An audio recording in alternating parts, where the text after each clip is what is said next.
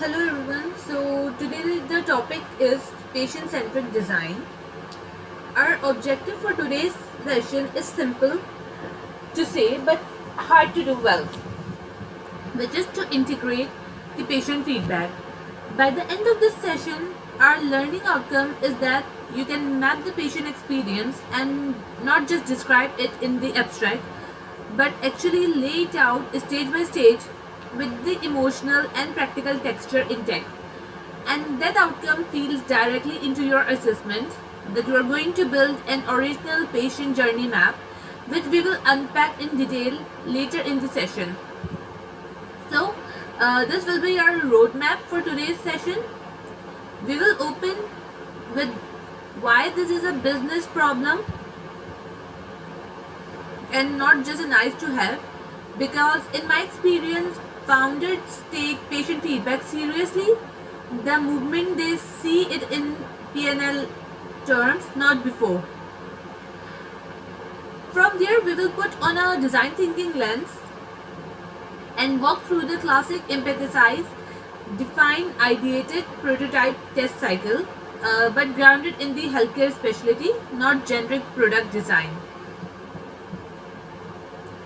Then the middle third of the session is about the tools, how you actually capture the patient voice using interviews, surveys, prompts, sprints, and digital listening. Then we build the centerpiece of today, the patient journey map, including a full work example, so you can see exactly what a strong one looks like before you are asked to build your own. We will close by widening the lens,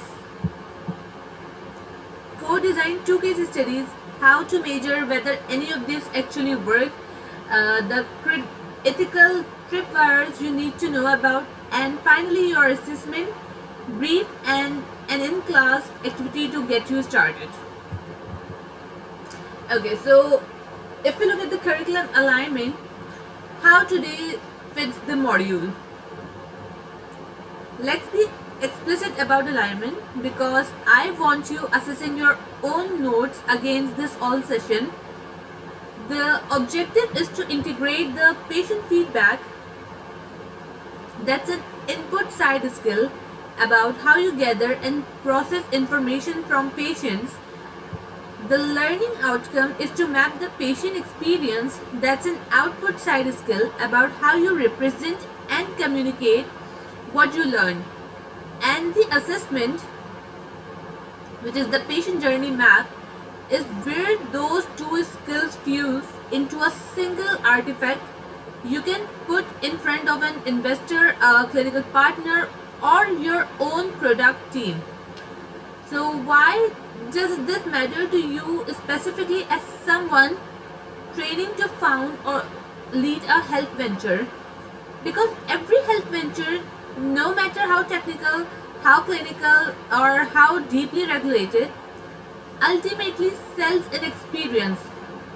A drug still has to be taken, a device still has to be worn, an app still has to be opened again on a bad day, 3 months after the novelty has worn off. Ventures that skip patient feedback tend to build things that are clinically correct and practically abandoned. Okay, so here is the business case. Let's talk numbers because founders respond to numbers. Roughly half of the digital health apps are abandoned within the first month. Think about what means for unit economics. You have paid to acquire that user, onboarded them, maybe even integrated with their provider, and within 30 days gone. Second number, services that are co-designed with patients from the outside tend to see adoption rates several times higher than those built without patient involvement. That's not a soft feel-good statistics. That's a customer acquisition cost multiplier working in your favor before you have spent a cent on marketing. Third, a striking majority of new health products never reach sustained clinical or commercial use. Not because the science was wrong, but because somewhere between the lab and the living room, the product stopped fitting into a real human life. I want to be honest with you about these figures. They are illustrative, used to frame our discussion, and the exact numbers shift depending on the market, the year, and who is doing the measuring. Part of your job as a founder is to go find the equivalent numbers for your own market and interrogate them rather than take mine on faith. So, what you will notice almost every time is that the reason people give for abandoning a health product isn't it didn't work. It's some version of it stopped fitting into my life, or nobody explained why I should keep going, or it made me feel stupid. That is the patient-centric design problem in one sentence, and it was what the rest of today is about solving. So here is the core concept, which is what is the patient-centric design.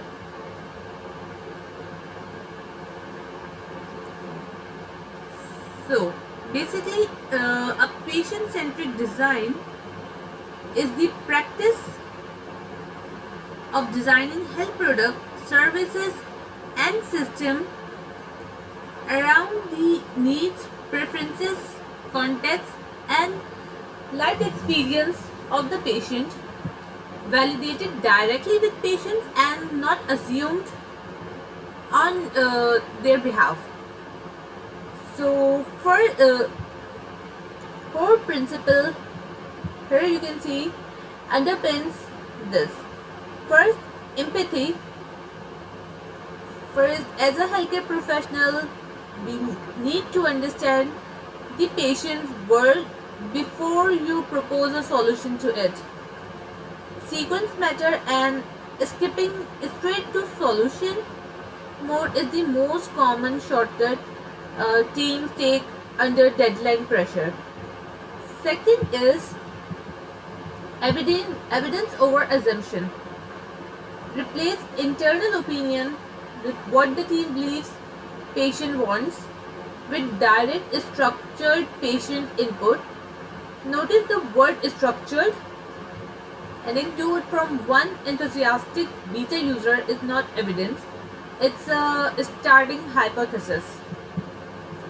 Then third is the whole person context, which is designed for the life around the illness and not just the illness.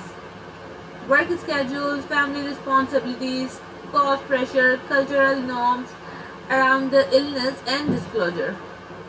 A perfectly designed medication regimen that assumes no one else needs to know you are sick will fail in households where privacy from family simply isn't possible. Then the fourth one is continuous, not one-off. The feedback loop has to run through the entire product life cycle, not stop after a single round of user testing before launch. We will come back to this exact idea when we look at closing the loop later in the session. So, in this image you can see each of the healthcare professional or the other professional as well, which is insurer or the utilization review, and the patient is at the center, which means is this picture is simply implying the patient-centric design, that before providing any care we must need to understand the patient, what his needs, and it shouldn't be our assumption, it should be directly from the patient. Okay, so the paradigm shift from the product centric to patient centric. Let's make this shift concrete by putting two mindsets side by side. So here you can see we have the product centric design, which starts from clinical efficacy and technical feasibility. Does the molecule work? Does the device meet spec? Whereas the patient-centered design starts from lived experience, context, and constraint. Does this fit into someone's actual week? So, in a product-centric world, the patient is at the end of the pipeline. They receive the finished thing, but on the other hand, in a patient-centric world, the patient is a co-designer from the first sketch. That's not a metaphor, it means patient literally in the room or on the call while you are still deciding what to build. Now look at Raw 3.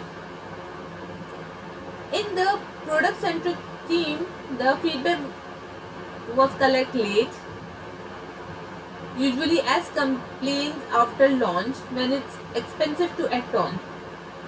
While, on the other hand, patient-centric team builds the feedback loop in from day one, so problems surface while there is still teeth to fix. And look at the last Raw. This is the one that changes careers. In a product-centric mindset, when a patient doesn't take their medication as prescribed, that's filed as non-adherence, a patient compliance problem, especially the patient's fault. But in the patient-centric mindset, non-adherence is a design signal. It's data, it's telling you something about the product, the workflow, or the messaging that needs to change.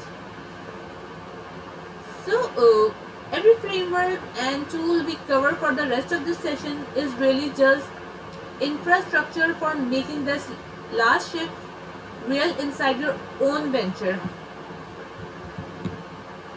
Okay, so here you can see I put on a modernized patient-centric approach.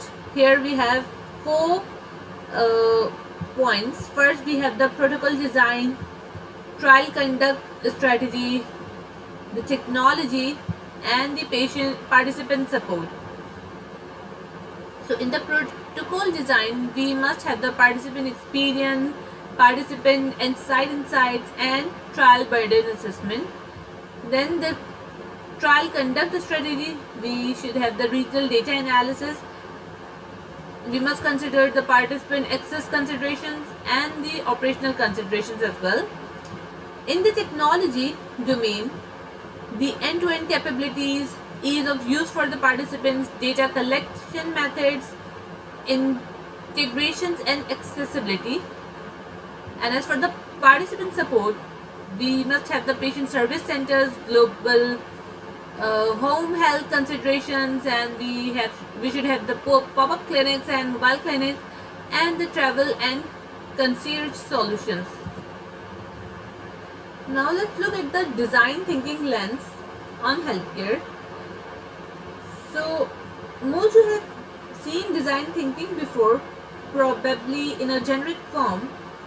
Let's apply it specifically to healthcare because the stakes and constraints are different from consumer product design in ways that matter. First, we have empathize means shadowing patients, running interviews, observing care in context. In the waiting room, at the pharmacy counter, at the kitchen table, where the pill box actually lives. Define means synthesizing what you heard into a sharp, falsifiable patient problem statement. Not patient wants better communication, but something is specific enough to test, like patient discharged after a cardiac event don't know which symptoms warrant a call versus an ER visit. Then ideate. Ideate is where you generate solution concepts, and I want to stress with patients still in the room, not just your product and clinical team. Prototype means building something low fidelity, a paper flow, a clickable mock-up, a role-played phone script, cheap enough that throwing it away doesn't hurt. Then the tests mean validating with real patients and measuring what actually happens, not what people say they will do. Here's the part the generic design thinking Dex leaves out. In healthcare, this loop is aggressively non-linear. You'll be in testing and discover a clinician workflow constraints that sends you straight back to empathize. You'll be prototyping and realize you left caregivers out of the first round entirely, and caregivers are often making half the decisions. Budget for that churn. If your project plan shows one clean pass through these 5 boxes, it's wrong.